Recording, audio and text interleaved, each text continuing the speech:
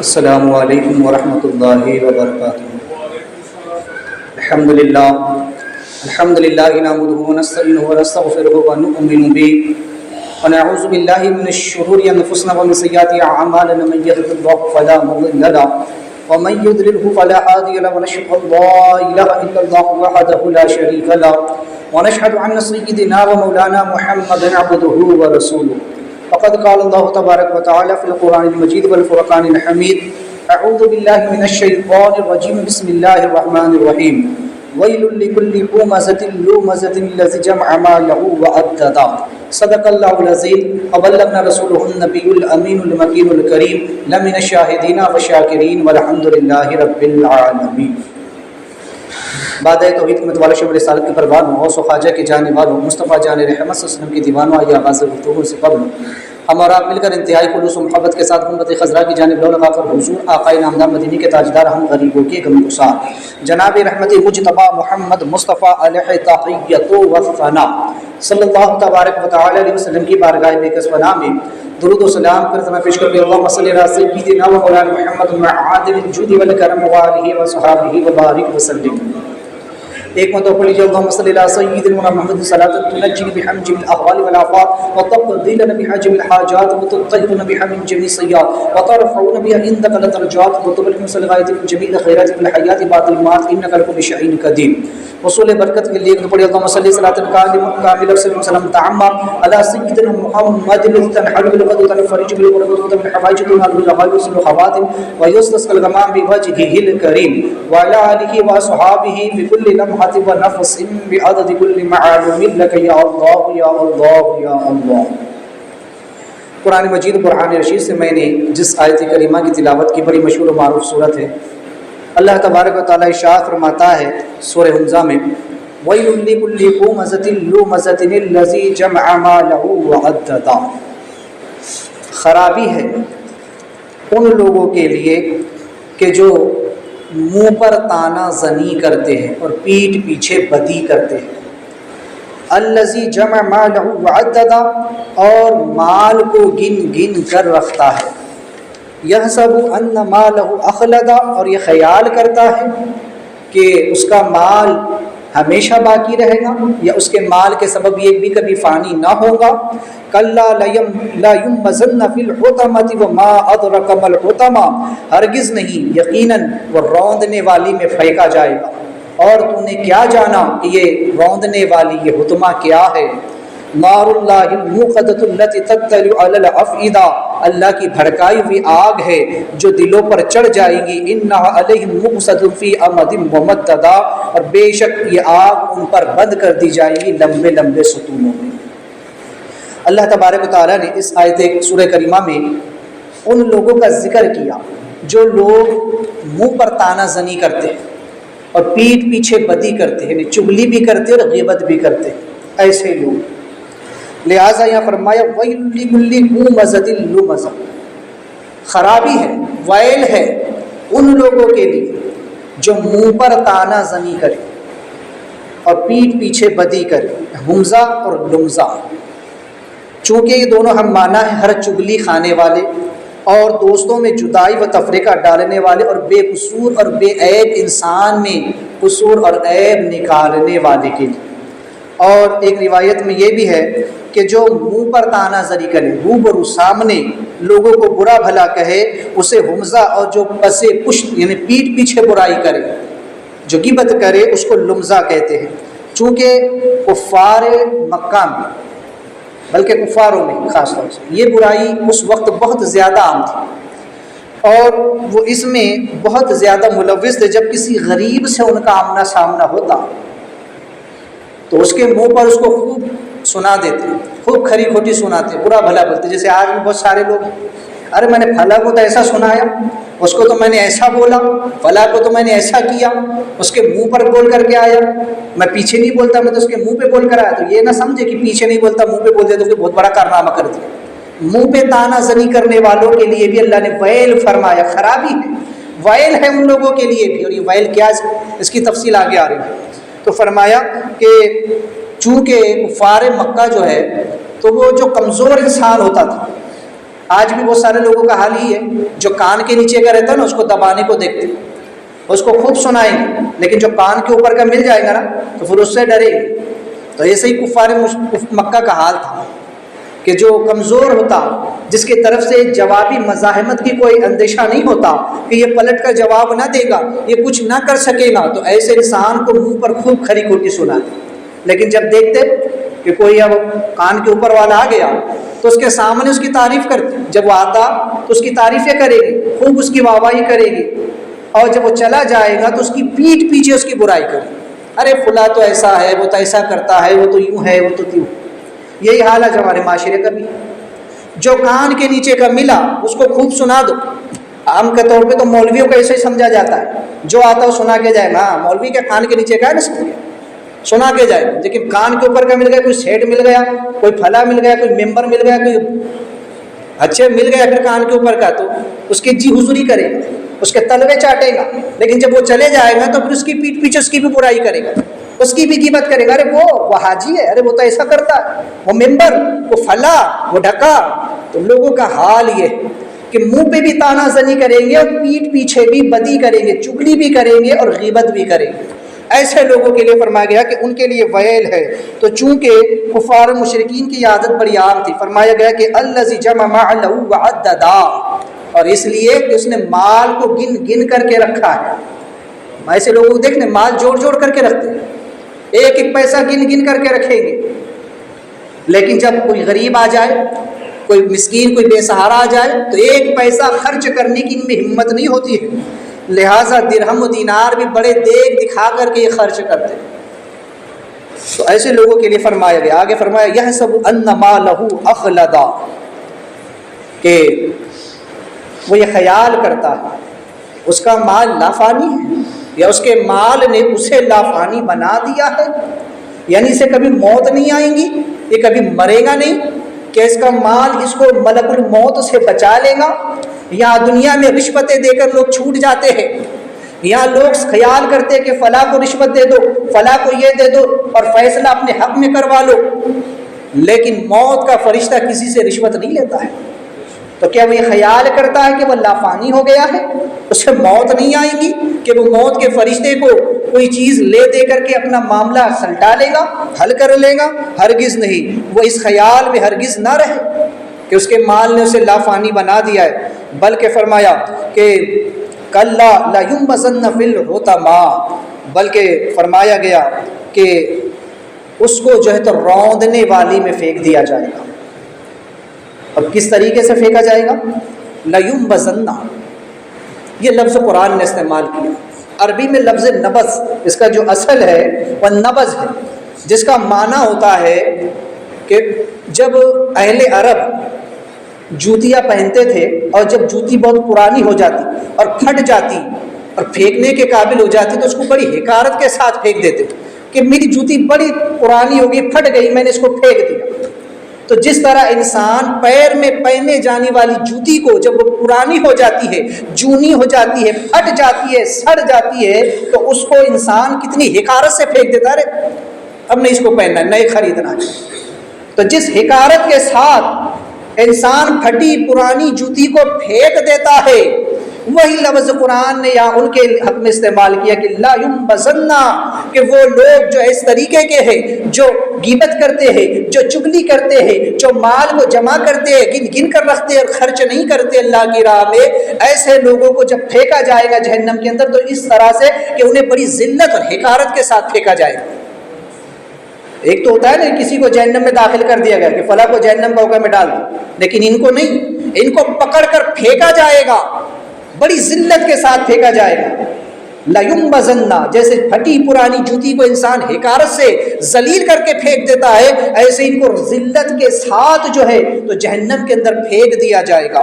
فرمایا گیا کہ ایسے ننگ انسانیت کو دوزخ میں پھینکتے وقت قرآن نے ایسے لفظ کا استعمال کیا، یعنی آج جو انسان اپنے آپ کو بڑا رئیس سمجھ رہا ہے، بڑا عزت دار سمجھ رہا ہے، اپنے آپ کو بڑا کوئی حاجی، نمازی، کوئی ٹھیکیدار، کوئی فلاح، کوئی ڈھکا، اپنے آپ کو جو چاہے وہ سمجھ رہا ہے، آج تو کتنے ہی بڑے مرتبے عہدے پر فائز کیوں نہ ہو، آج تو چاہے جو کیوں نہ ہو، لیکن اگر تیرے اندر یہ صفت پائی جاتی ہے، تیرے اندر یہ خرابی پائی جاتی ہے، چاہے پھر وہ عالم ہو، مفتی ہو، قاری ہو، یا دنیا دار ہو، کوئی دنیا کا عہدے دار ہو، ہر ایک کے لیے قرآن نے یہ وعید بیان فرمایا۔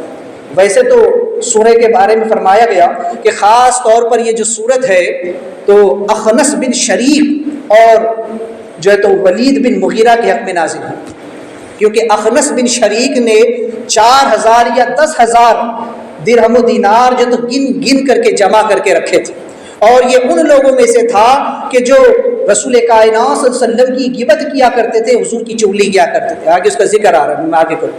تو چونکہ ایسے لوگوں کے بارے میں فرمایا گیا کہ جو اپنے آپ کو بڑا ہی عزت والا تصور کرتا ہے تو پھر اسے ذلت کے ساتھ اللہ جہنم میں پھینکے گا، حطمہ میں پھینکے گا۔ یہ حطمہ کیا ہے؟ آگے اس کی تفصیل آ رہی ہے کہ اس کو حطمہ میں، روندنے والی میں پھینکا جائے گا، اور کہاں جائے گا؟ فرشتے کیا کہیں گے پھر اس سے کہیں گے ذُق انک انت العزیز الکریم۔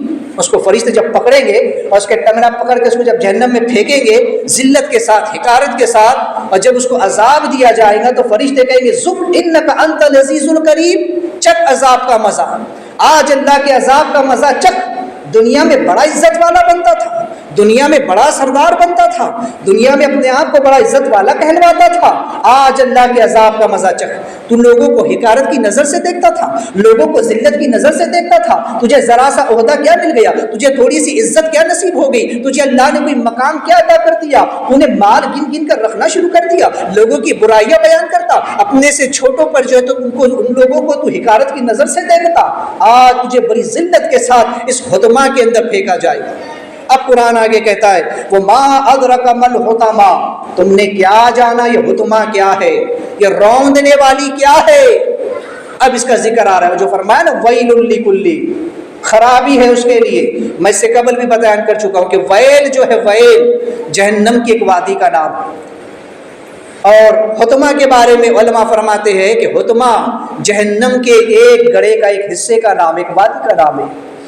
جہنم کے 7 یا 8 طبقات ہیں، ان میں سے تیسرے درجے کا ہی طبقہ جو ہے تو حطمہ ہے، اور اس حطمہ کے بارے میں بتایا گیا ہے کہ حطمہ جو ہے تو یہ ایسی ہے کہ اس کا لغوی معنی ہے توڑ ڈالنا یا پیس ڈالنا یا روند ڈالنا، یہ تینوں اس کے ہم معنی میں آتے ہیں۔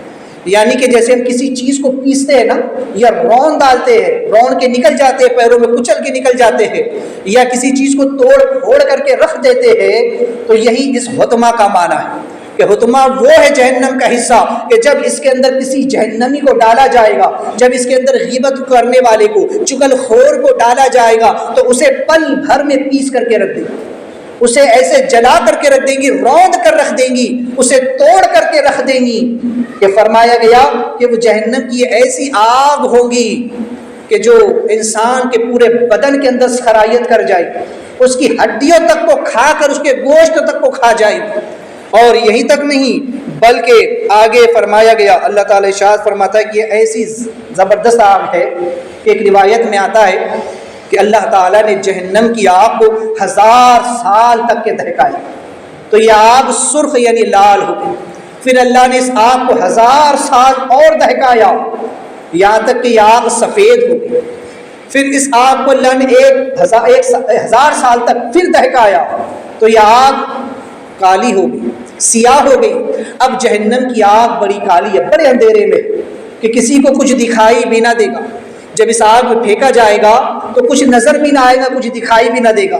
اور پھر فرمایا کہ یہ حطمہ ایسی ہے کہ جب یہ جسموں تک کو کھائے گی اور پیس کر کے رکھ دیں گی، ہڈیوں تک کو کھا جائے گی، گوشت تک کو کھا جائے گی، یہاں تک کہ فرمایا گیا، اللہ نے فرمایا کہ نار اللہ الموقدہ، اللہ نے اس کی تشریح فرمائی کہ یہ کیا ہے، اللہ کی بھڑکائی ہوئی آگ ہے، اللہ کی دہکائی ہوئی آگ ہے، جسے اللہ تبارک و تعالیٰ نے 1000 برس تک کے دہکایا ہے، جیسا کہ میں نے کہا۔ تو یہ وہ آگ ہے۔ فرمایا حطمہ کی تفسیر بیان کی جا رہی ہے، وہ ما ادرک ما الحطمہ، حطمہ کیا ہے؟ اب اللہ خود فرماتا ہے کہ حطمہ یہ ہے کہ نار اللہ الموقدہ، اللہ کی دہکائی ہوئی آگ۔ اب آپ دیکھیں اس دنیا کی آگ کو، آپ دیکھ لیں کہ اس دنیا کی آگ کو انسان تھوڑی دیر برداشت نہیں کر سکتا، آگ تو آگ ہے، اس کی آنچ کو انسان برداشت نہیں کرتا، ذرا کوئی انسان تھوڑی دیر کے لیے اس آگ کو اپنے ہاتھ پر رکھ کر کے دکھائے، نہیں رکھ پائے گا کوئی انسان۔ تو اس آگ کو جس کو اللہ نے 70 مرتبہ رحمت کے پانی سے دھو کر زمین پر بھیجا، اس آگ کو انسان تھوڑی دیر کے لیے برداشت نہیں کر سکتا، تو جہنم کی وہ آگ جو اس دنیاوی آگ سے 70 گنا زیادہ تیز ہے، اس آگ کے اندر اس کو ڈالا جائے گا۔ فرمایا نار اللہ الموقدہ، یہ اللہ کی دہکائی ہوئی آگ ہے، اللہ کی بھڑکائی ہوئی آگ ہے۔ جب نمرود نے آگ لگائی تھی تو اس آگ کا عالم کیا تھا؟ علماء فرماتے کہ وہ آگ جو نمرود نے لگائی تھی وہ دنیا کی آگ تھی، اور اس کا عالم یہ تھا کہ اس کے شعلے جب اوپر بلند ہوتے تو اس کی فضا میں اگر 500 فٹ کے اوپر بھی کوئی پرندہ اڑ رہا ہوتا تو صرف اس کی آنچ کی وجہ سے جل بھن کر کے کباب ہو جاتا تھا۔ یہ نمرود کی لگائی ہوئی آگ تھی۔ اللہ فرماتا ہے نار اللہ الموقدہ، جہنم کی آگ اللہ کی لگائی ہوئی آگ۔ مولا علی رضی اللہ تعالیٰ فرماتے کہ افسوس ہے اس انسان پر کہ جو زمین پر گناہ کرتا ہے اور خیال بھی نہیں کرتا کہ آگ اس کے نیچے سے سلگ رہی ہے، آگ اس کے نیچے سے جل رہی ہے۔ لہذا فرمایا کہ نار اللہ الموقدہ، یہ آگ اللہ کی لگائی ہوئی ہے، اور کیسی ہے؟ التی تطلع علی الافئدہ، صرف جسموں کو ہی نہیں، جسم کو تو جلائیں گی، ہڈیوں کو بھی جلائیں گی، گوشت کو بھی جلائیں گی، اور پھر فرمایا کہ یہاں تک کہ دلوں پر چڑھ جائیں گی، دلوں پر سرایت کر جائیں گی، دلوں کو گھیر لیں گی آگ، ایسی آگ ہوگی۔ حتما کی آگ وہ آگ ہے کہ جو انسان کے دلوں تک کے پہنچ جائے گی، دلوں کو وہ جلا کر کے راکھ کرے گی۔ اور فرمایا گیا حدیث پاک میں کہ جب انسان کے پورے وجود کو یہ جلا دیں گی پل بھر میں، بس ڈالتے ہی پل بھر میں جلا دیں گی، کیونکہ پیس کر کے رکھ دیں گی، روند کر کے رکھ دیں گی، توڑ پھوڑ کر کے رکھ دیں گی۔ کیوں؟ اس لیے کہ جس طرح یہ دنیا میں ایک مسلمان کی عزت کو روند کر نکل جاتا تھا، جس طرح دنیا میں تو ایک مسلمان کی عزت اور اس کی آبرو کو توڑ پھوڑ کر کے رکھ دیتا تھا، جس طرح اس کی پیچھے غیبت کر کے، اس کی چگلی کر کے اور اس کے منہ پہ تانا زنی کر کے تو اس کو ذلت کی بٹی میں پیس دیا کرتا تھا، اس کو روند دیا کرتا تھا اس کی عزت کو۔ اس لیے اب تیری سزا یہ متعین کی گئی کہ تجھے اس حتمہ میں ڈالا جائے گا کہ جو تجھے پل بھر میں پیس کر کے رکھ دے، جو تجھے روند کر کے رکھ دیں گی۔ تو نے زمین پر اللہ کے بندوں کی عزتوں کو نیلام کیا ہے، تو نے زمین پر اللہ کے بندوں کی عزتوں کو پامال کیا ہے، انہیں روندا ہے، انہیں توڑا ہے، ان کی آبرو ریزی کی ہے، ان کے جو ہے تو ان کے نفس کو تو نے، عزت نفس کو تو نے ٹھیس پہنچائی ہے۔ آج تیرے لیے اللہ نے ایسی آگ بھڑکائی ہے جو تیرے جسم کو بھی کھائے گی، تیری ہڈیوں کو بھی کھائے گی، تیرے گوشت کو بھی کھائے گی، اور یہاں تک کہ دلوں کو گھیر لے گی، دلوں پر چڑھ جائے گی۔ کیوں؟ اس لیے کہ علماء فرماتے ہیں کہ دل یہ اصل مرکز ہے۔ کیوں؟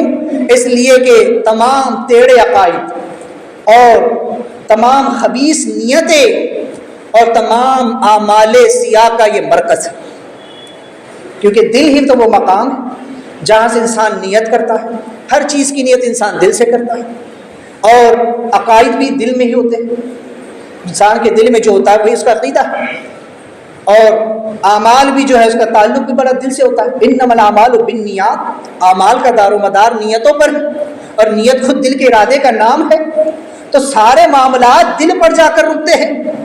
اس لیے وہ دلوں کو گھیر لے گی، دلوں کو پیس کر کے رکھ دیں گی، دلوں کو جلا کر کے رکھ دیں گی، ایسی وہ آگ ہوگی۔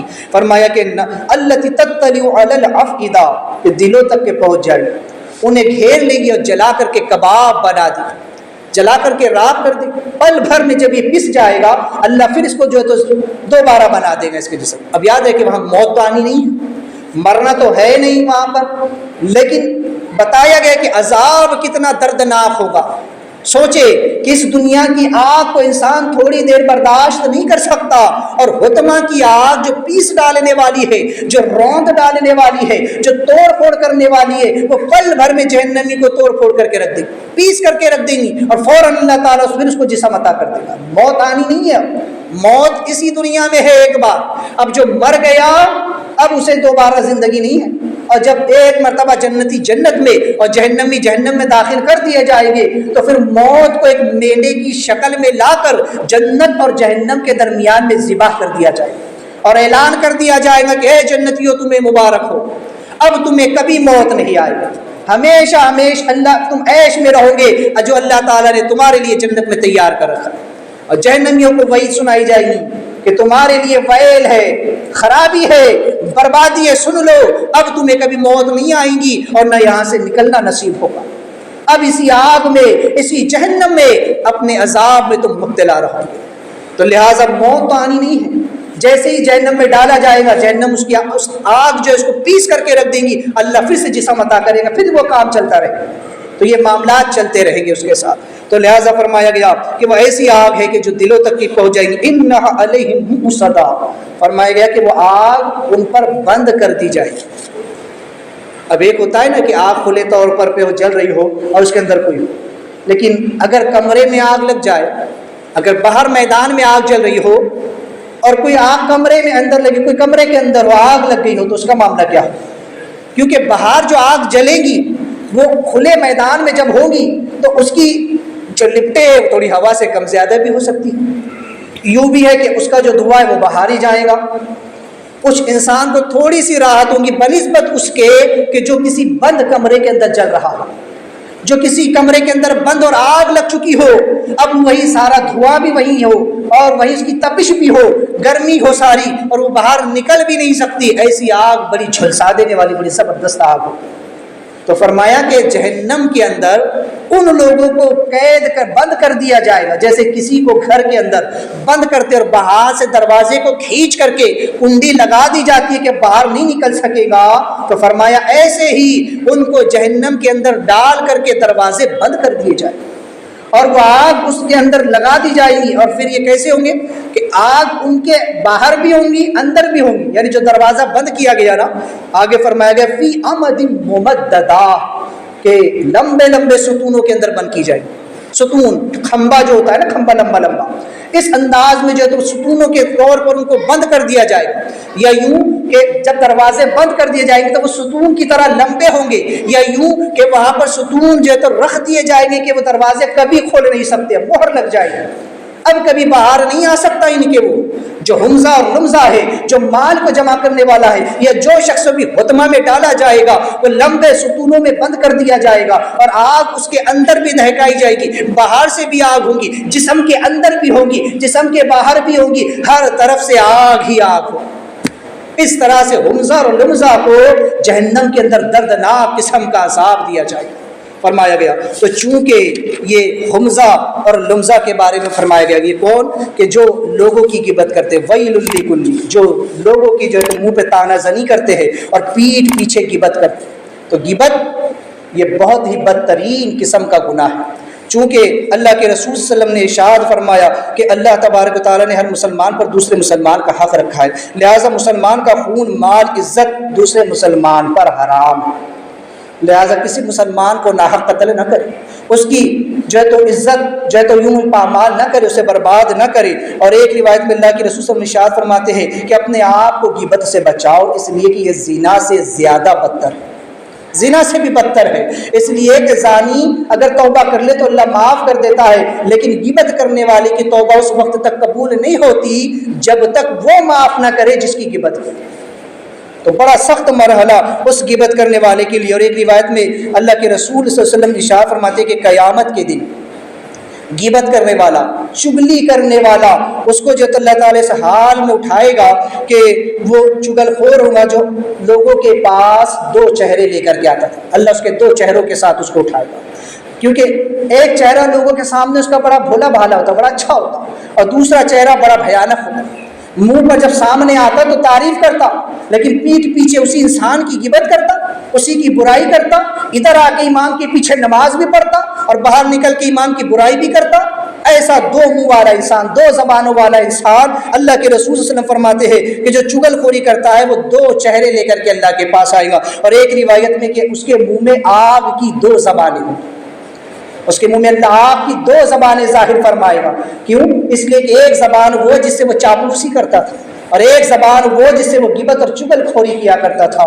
لہٰذا ایک اور روایت میں ہے کہ غیبت کرنے والا جو ہے تو ایسا ہے کہ جیسے اللہ کے رسول فرماتے کہ کسی انسان نے مینجینک لگائی اور جس سے وہ نیکیوں کو ادھر ادھر پھینک رہا ہے، ہے نا, جیسے نیکیاں اٹھا اٹھا کر ادھر پھینک دیا ادھر پھینک دیا, تو غیبت کرنے والے کا حال حضور نے بیان کیا. جو غیبت کرتا ہے نا اس کی نیکی ایسی ہی برباد ہوتی ہے جیسے وہ ادھر سے ادھر پھینک رہا ہو. یہ کتنا بدترین قسم کا گناہ ہے. اس کے بارے میں آپ کو ایک روایت بتاؤں, ایک حکایت ہے اسی من میں.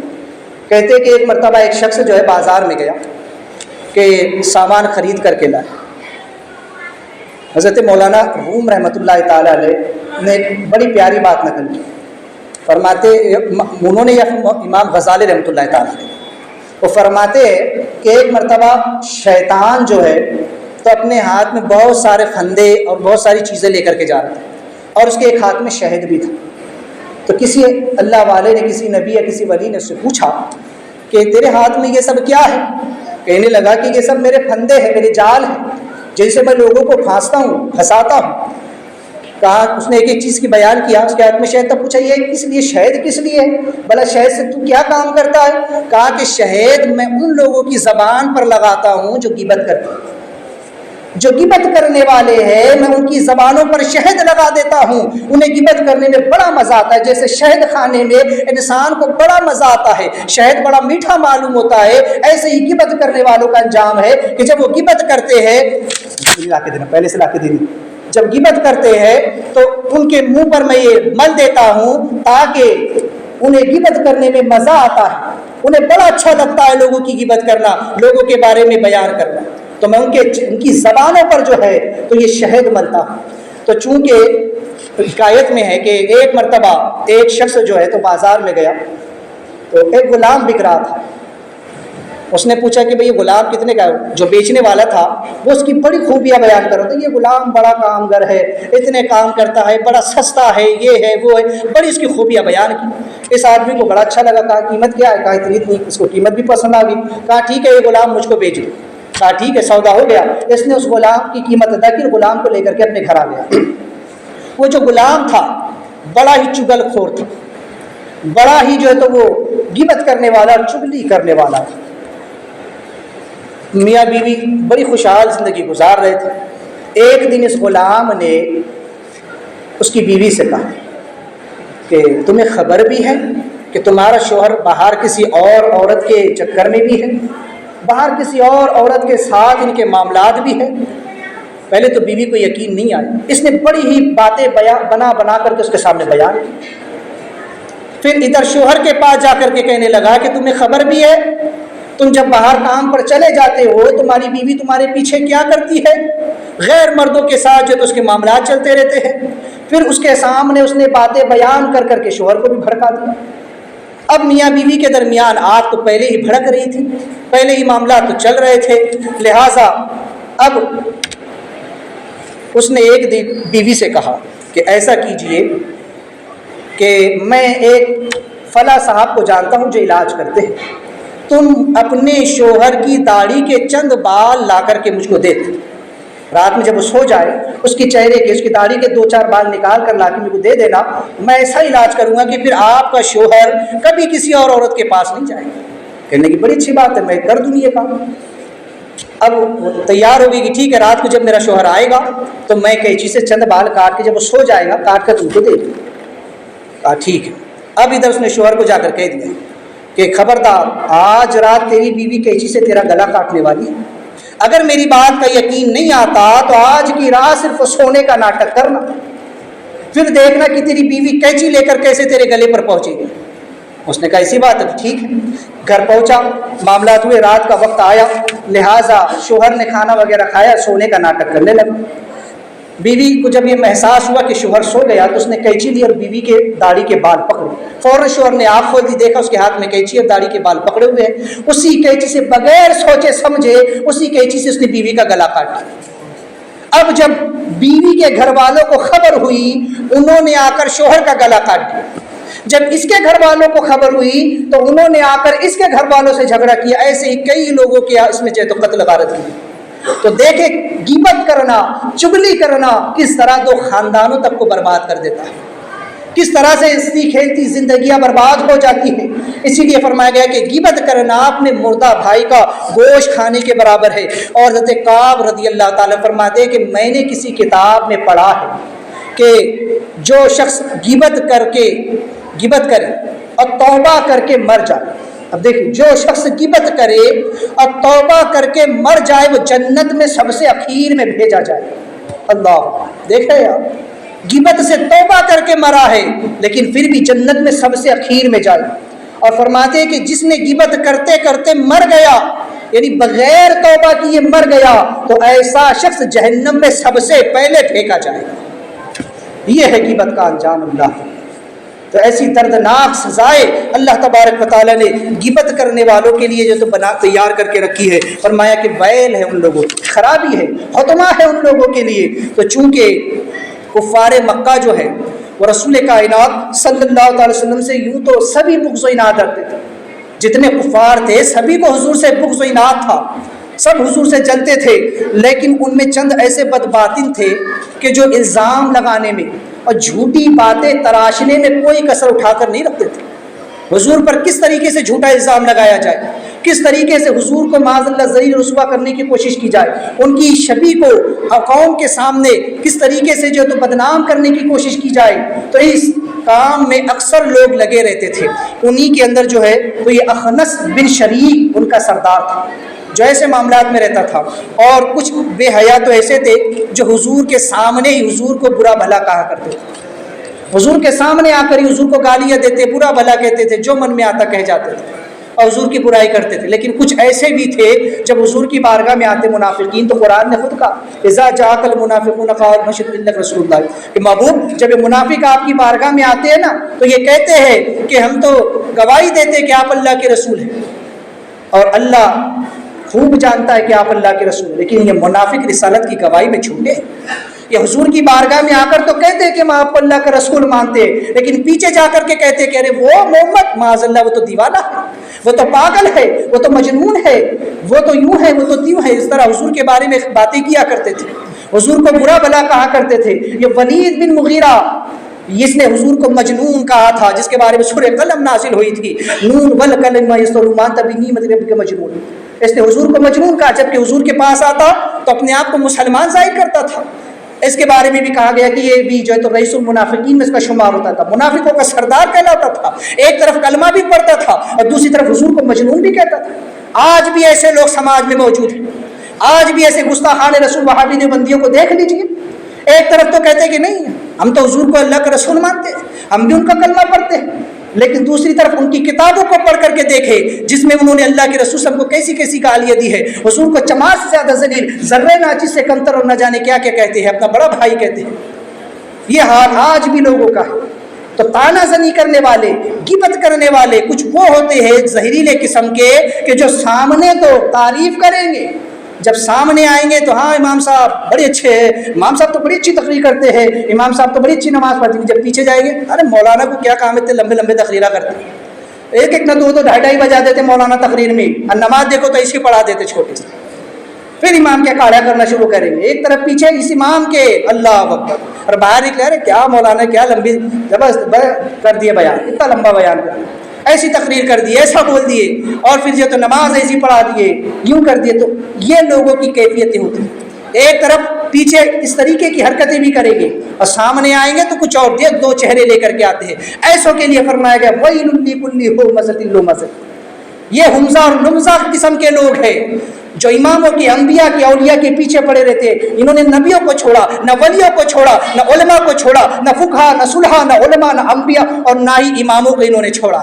سب کے پیچھے ایسے لوگ لگے رہتے. اور یاد رکھنا ان کی صفت قرآن نے بیان کی ہے کہ یہ وہ قسم کے لوگ ہوتے ہیں یا تو جن کے نطفے میں خرابی ہو یا جن کے لقمے میں خرابی. ڈھونڈ لینا جس کو کسی نبی کی شان میں گستاخی کرتا ہوا دیکھو, جس کو کسی ولی کی شان میں گستاخی کرتا ہوا دیکھو, جس کو کسی عالم دین کی توہین کرتا ہوا دیکھو, جس کسی کو کسی امام کی برائی کرتا ہوا دیکھو, اس کی تحقیق کر لینا یا تو اس کے نسب میں خرابی ہوگی یا اس کی کمائی میں خرابی ہوگی, اس کا لقمہ خراب ہوگا یا اس کا نطفہ خراب ہوگا. کیونکہ یہ قرآن نے کہا جب ولید بن مغیرہ نے حضور نبی کریم صلی اللہ علیہ وسلم کے ساتھ یہ سلوک کیا کہ حضور کے سامنے آتا تو کہتا آپ اللہ کے رسول ہے, لیکن جب حضور کے پیچھے جاتا تو کہتا یہ تو مجنون ہے, یہ تو دیوانے ہے. قرآن نے کہا اتل بعد ذالک زنین, کہ یہ تو وہ ہے جس کی نسل میں خرابی, جس کے نسب میں خرابی ہے تو حرامی قسم کا. قرآن نے اس کا عیب بیان کیا. کہ یہ جو حضور کو کہہ رہا ہے یہ حضور کے بارے میں ایسی بات کرتا ہے جس کا خود نسب کا یہ معاملہ ہے کہ یہ خود حرام کا جنا ہوا ہے۔ تو دیکھ لینا جو ایسی حرکتیں کرتے ہیں کہیں نہ کہیں یا تو ان کے نسب کا مسئلہ آئے گا یا ان کی حرام کمائی کا مسئلہ آئے گا، اس لیے کہ جس کے نسب میں خرامی ہوگی نا وہی گستاخی کرے گا، اور جو حرام کھاتا ہے نا اس کا دل اتنا سیاہ ہو جاتا ہے پھر کہ وہ کوئی بات کی پرواہ نہیں کرتا، پھر گستاخی کرنے پر اتر آتا ہے، پھر وہ نہیں دیکھتا کہ کون ہے، کس کی عزت پامال ہو رہی ہے، مسلمان کی عزت کے ساتھ وہ کھیل رہا ہے۔ ایک عالم دین، ایک نبی، ایک ولی یا ایک عام مسلمان کے بارے میں قرآن نے کہا تھا وَيْلٌ لِكُلِّ هُمَزَةٍ لُمَزَةٍ، کہ وہ لوگ کہ جو لوگوں کے منہ پہ طعنہ زنی کرتے ہیں اور پیٹھ پیچھے برائی کرتے ہیں، ان کے لیے کہا گیا کہ ان کے لیے اللہ تعالیٰ نے جو ہے تو آگ تیار کر رکھی ہے اور وہ حطمہ میں پھینکے جائیں گے۔ تو وہ کہ جنہوں نے کسی نبی کی توہین کی ہو، کسی ولی کی شان میں گستاخی کی ہو، جو کسی امام کے پیچھے پڑا رہتا اس کا انجام تو بڑا زیادہ دردناک ہونے والا ہے۔ کب تک پیچھے پڑے رہو گے؟ ارے اپنے گریبان میں کیوں جھانک کر کے نہیں دیکھتے؟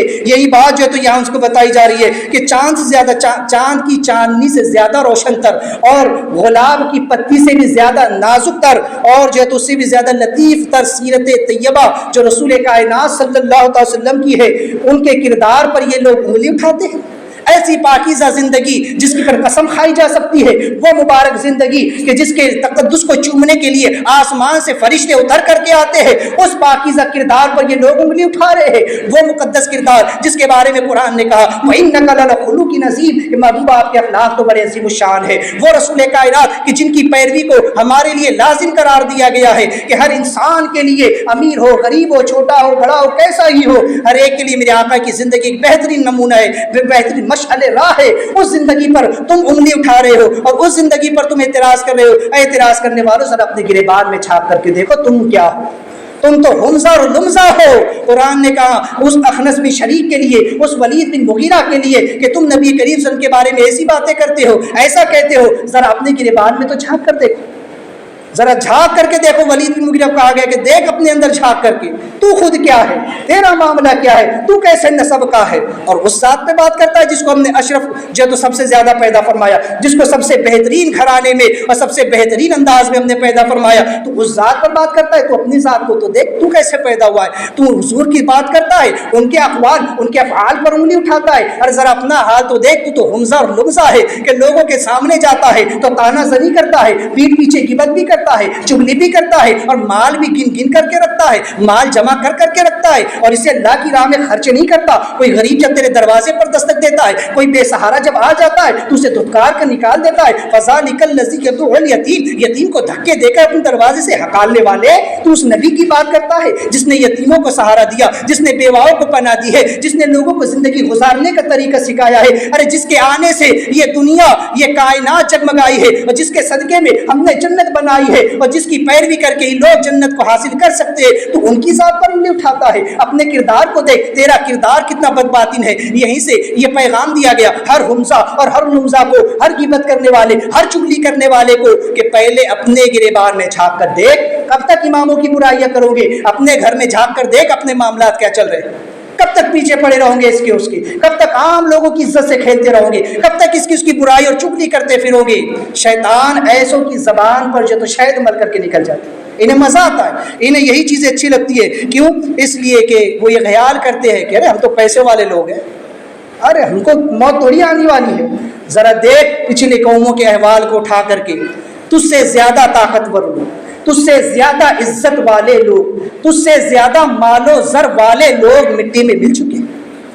ان کا انجام دیکھ پچھلی قوموں کے احوال پر، قوم سمود، قوم عاد، قوم نوح، قوم لوط، ان کے احوال کو پڑھ۔ کیسی قومیں تھی، کیسی طاقتور قومیں تھی کہ اگر بھوک مار دیتی تو اس زمانے کے لوگ اڑ کر کے چلے جائے، ایسے طاقتور لوگ تھے، ایسے ایسے لوگ تھے، ایسے ایسے جو تو قارون کو دیکھ، نمرود کو دیکھ، شداد کو دیکھ، جن کے پاس دولت کی کوئی کمی نہیں تھی، لیکن کیا ہوا آج ان کا بھی انجام دیکھ۔ دولت مندوں کو دیکھ، شہرت والوں کو دیکھ، آج ان کا نام لینے والا کوئی نہیں۔ ایسے ایسے شہرت پسند لوگ زمین میں دفن ہو چکے، کوئی پوچھنے والا نہیں ہے۔ اگر عزت چاہتا ہے تو عزت صرف اسلام میں، اسلام پہ عمل کر کر دے، رسول کائنات صلی اللہ علیہ وسلم کی سنتوں پر عمل کر کے دیکھ، ان کی لائی ہوئی شریعت کو اپنا کر دیکھ، تیرا نام قیامت تک کے باقی رہ جائے گا، تیرا کام بھی باقی رہے گا، تیرا نام بھی باقی رہے گا۔ لیکن اگر تو نے اسلام سے ہٹ کر کے کام کیا، تو نے اپنی دولت کو حرام جگہ پر صرف کیا، تو نے اس کو جو تو غلط طریقے سے کمایا، غلط راہ میں خرچ کیا، تو پھر تیرا انجام بڑا دردناک، کوئی پوچھنے والا نہیں ہونے والا، کوئی آ کر تجھے جو تو کچھ نہیں کرے گا، بلکہ پھر اس وقت جب کہ قیامت کا دن ہوگا اور تو حطمہ میں ڈالا جائے گا، اس روندنے والی میں پھینکا جائے گا جو تجھے پیس کر کے رکھ دے۔ تو فرمایا گیا کہ ویل لکل ہمزۃ لمزہ، خرابی ہے ان لوگوں کے، ویل ہے ان لوگوں کے لیے، حطمہ ہے ان لوگوں کے لیے جو منہ پر تانا زنی کرتے ہیں اور پیٹھ پیچھے برائی کرتے ہیں۔ لہٰذا یہ ایسی بدترین قسم کی حرکتیں ہیں، ایسی ذلیل قسم کی حرکتیں ہیں کہ جو کسی بھی شریف النفس انسان سے امید نہیں کی جا سکتی۔ جو انسان شریف النفس ہوگا، جو انسان خود پاک دامن ہوگا، جو انسان خود دوسروں کی عزت و آبرو کی حفاظت کرنے والا ہوگا، وہ کبھی کسی کی عزت پر حملہ نہیں کرے گا۔ جو شریف النفس ہوگا، جس کے ماں باپ، جس کے باپ دادا شریف النفس ہوں گے، جس نے شریف گھرانے میں جنم لیا ہوگا، وہ ایسی ذلیل اور خسیس حرکت کبھی نہیں کرے گا، کیونکہ اس کے خون میں نہیں ہے یہ چیز۔ یہ وہی کرے گا جس کا خون گندا ہو، یہ جس کا لقمہ گندا ہوگا، جو حرام کماتا ہوگا، حرام کھاتا ہوگا، وہی حمزہ لمزہ ہوگا۔ اور ایسوں کے لیے فرمایا اللہ کے رسول صلی اللہ علیہ وسلم نے کہ جو جسم حرام پہ پلا ہوگا اس کے لیے جہنم ہی بہتر ہے، وہ جہنم میں جلے گا، وہ حطمہ میں جلے گا، اس کو جو تو روندنے والی کے اندر پھینکا جائے گا۔ اس لیے ایسی خسیس اور ذلیل حرکتیں اگر ہے تو اسے اپنے اندر سے دور کر، پاکیزہ اخلاق کو اپنائے، لوگوں کے عیبوں پر پردہ ڈالے۔ اللہ کے رسول صلی اللہ علیہ وسلم فرماتے ہیں جس نے کسی مسلمان کا عیب دیکھا اور اس پر پردہ ڈال دیا، اللہ کل قیامت کے دن اس کے گناہ پر پردہ ڈال دے گا۔ تو نے دنیا میں کسی مسلمان کی عزت کی حفاظت کی، اللہ کل بھرے محشر میں تیری حفاظت فرمائے گا، تیری عزت کی لاج رکھ لے گا۔ لیکن دنیا میں تو نے مسلمان کو چار کے سامنے ذلیل کرانا، تو پھر قیامت کے دن ساری امتوں کے سامنے اللہ تجھے ذلیل کرے گا۔ یہاں ایمان کو ذلیل کرے گا نا کہ یہ کیا وہ کیا، یہاں کاڑی کرے گا نا، وہاں کل قیامت کے دن دیکھنا ساری امتوں کے سامنے پھر تیرا جو انجام ہوگا بڑا دردناک ہے۔ یا تو چار لوگوں کے سامنے کر دے گا، لیکن وہاں ساری امتیں جمع ہوں گی، سب کے سامنے لا کر تجھے ذلیل کیا جائے گا۔ یہ وہ انسان جو لوگوں کی عزت سے کھیلا کرتا تھا، جو دنیا میں لوگوں کو طعنہ زنی کیا کرتا تھا، یہ وہ ہے جو دنیا میں غیبت کرتا تھا، چغلی کرتا تھا، کبھی امام کی، کبھی عالم کی، کبھی ولی کی، کبھی نبی کی، کبھی کسی مسلمان۔ وہاں ذلیل ہوگا پھر بڑی اور وہ ذلت ایسی ذلت ہوگی کہ اللہ ہی خیر فرمائے۔ تو اللہ تبارک و تعالیٰ ایسی ذلیل حرکتوں سے ہم سب کو محفوظ و معمون فرمائے اور پاکیزہ اخلاق اپنانے کی ہمیں توفیق عطا فرمائے۔ حضرات، چونکہ مسائل کا سلسلہ بھی شروع ہے اور اس ضمن میں پچھلے ہفتے بھی واجبات نماز سے چند مسائل میں نے عرض کیے تھے، آج بھی چند مسئلے سماعت کر لیں۔ دو فرض یا دو واجب یا واجب و فرض کے درمیان 3 تسبیح کی مقدار کا وقفہ نہ ہو۔ دو فرض جیسے قیام فرض ہے، قرات فرض ہے، رکوع فرض ہے، سجدہ فرض ہے، ایک سجدے کے بعد دوسرا سجدہ یہ فرض ہے، قاعدہ خیرہ یہ فرض ہے، نماز کے فرائض ہیں۔ تو دو فرضوں کے درمیان مثال کے طور پر قرات فرض ہے، رکوع بھی فرض ہے، آپ کی قرات مکمل ہو گئی تو فوراً رکوع کرنا واجب۔ اگر 3 تسبیح کی مقدار بلا وجہ خاموش کھڑا رہ گیا اور پھر رکوع کیا تو اس کا واجب ترک، کیونکہ دو فرض کے درمیان وہ 3 تسبیح کی مقدار ٹھہر گیا۔ قرات اور رکوع دو فرض ہے، اس کے درمیان وہ 3 تسبیح بلا وجہ ٹھہر گیا تو اس پر سجدہ سہو واجب ہو گیا۔ اسی طرح دو واجب، اگر ایسی دو واجبوں کے درمیان معاملہ ہوا یا پھر فرض و واجب کے درمیان اگر 3 تسبیح کی مقدار جہاں وہ ٹھہرا تو اس پر سجدہ سہو واجب ہوگا۔ جب امام قرات پڑھے بلند آواز سے ہو یا خاصہ، خواہ جہری نماز ہو یا سری نماز ہو، مقتدی کا چپ رہنا واجب۔ جب آپ آئے اور اگر جہری نماز امام قرات شروع کر چکا ہے تو بس آپ اللہ اکبر کہہ کر خاموش کھڑے ہو جاتے ہیں، اب آپ کو ثنا بھی نہیں پڑھنی، کچھ نہیں پڑھنا، خاموش کر رہنا ہے، یہ واجب ہے۔ اور اگر کبھی سری نماز عصر کی نماز ہے یا ظہر کی نماز ہے اور آپ آئے، اب آپ کو پتہ نہیں کہ امام قرات شروع کیا کہ نہیں، لیکن ایک اندازہ لگ جاتا ہے کہ میں کب پہنچاؤں، امام کی تکبیر سے کتنی دیر کے بعد پہنچاؤں، کیونکہ تکبیر کے بعد ثنا تعوذ و تسمیہ کتنا وقفہ لگتا ہے، تھوڑا سا وقفہ لگتا ہے جس میں ثنا تعوذ و تسمیہ ہو جاتا ہے اور قرات شروع ہو جاتی ہے۔ تو اندازہ لگا لیں کہ اگر اتنا وقت گزر گیا ہے تو پھر آپ صرف اللہ اکبر کہہ کر خاموش کر دیں، چاہے قرات سری ہی کیوں نہ۔